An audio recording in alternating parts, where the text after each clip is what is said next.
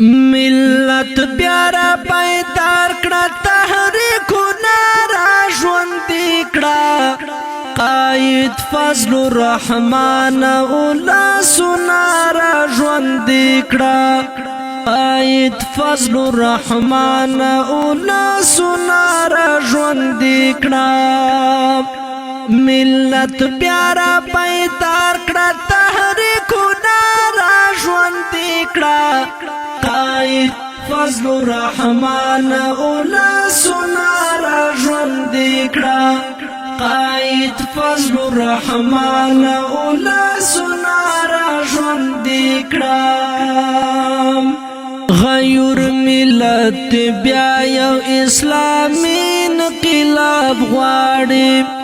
دا وخت په حکمران یو هیبتي انقلاب غواړي دا وخت په حکمران یو هیبتي انقلاب غواړي دا تیرو دولسیزو تاریخونه را ژوندي کړه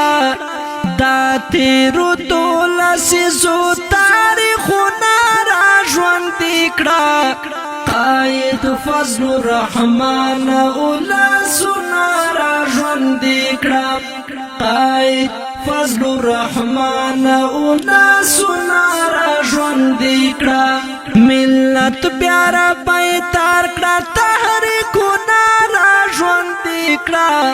قائد فضل الرحمن اولسونه را ژوندي کړه اعوذ باللہ من الشیطان الرجیم بسم اللہ الرحمن الرحیم دما کشرانو مشرانو علماء کرام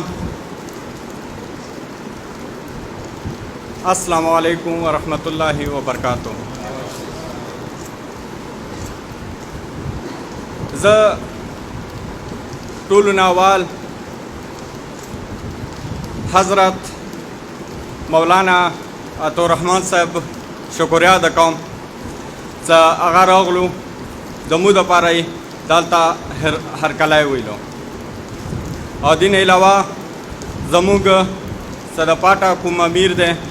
حضرت مفتی عبدالشکور صاحب او هغه دلته زموږ په شمولیت وخت کې موجود دی او دین علاوه تو کوم د کے پی کے جنرل سیکرټري دی حضرت مولانا عطاالحق صاحب زه د هغه زه ډېره شکریا ادا کوم چې په دې ځای کې موجود دی او دین علاوه حضرت مولانا روح الله صاحب هغه زموږ د کورمي امیر دی زه د هغه ډېره شکریا ادا کوم چې هغه راغللو او د موب شمولیت ټایم موجود دی او دین علاوه زه د ټولو شکریا ادا کوم چې تاسو په دې موقع باندې د مو شمولیت تقریب په موقع باندې وریا ځای نه د مو علاقوی نه کورمي جنسۍ نه مشران راغلي دي علما کرام راغلي دي د جمعیت علما اسلام کارکنان راغلي دي زه تاسو ډېره شکریا ادا کوم چې تاسو د مو شمولیت په وخت کې موجود وئ او زما زه هغه یو خوش قسمته کس یم چې نن ما ته خدای پاک زه په جمعیت علما اسلام کې قبول کړلم او الله تعالی ما ته توفیق راکړلو او زه به یو د ادنا کارکون په حیثیت باندې به د جمعیت خدمات کوم او انشاءالله او ستاسو سره به هر وخت کې هم یو ادنا کارکون په حیثیت باندې او نه زه د ټکټو په هغې یم نه زه د ایمني نه دا سینټ دا ټول شیان څه کله ما د جمعیت قیدین او اکابرین او علما کرام څه ولیدلو دا ټول شیان ما ته ادنا ولیدی شو او دینه مخکې ما ځان مفاد لپاره کار کوله او دینه پاسته به زه صرف او صرف د جمعیت علما اسلام مفاداتو لپاره کار کوم د ما به ځان ته هېڅ مفادات نه وي جمعیت علما اسلام جمعیت علما اسلام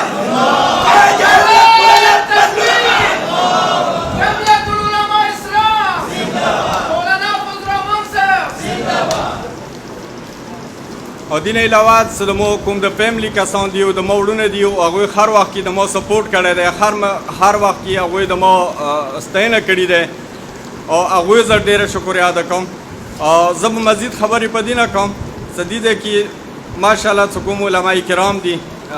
مفتیان دي شیخ الحدیث دي د هغوی په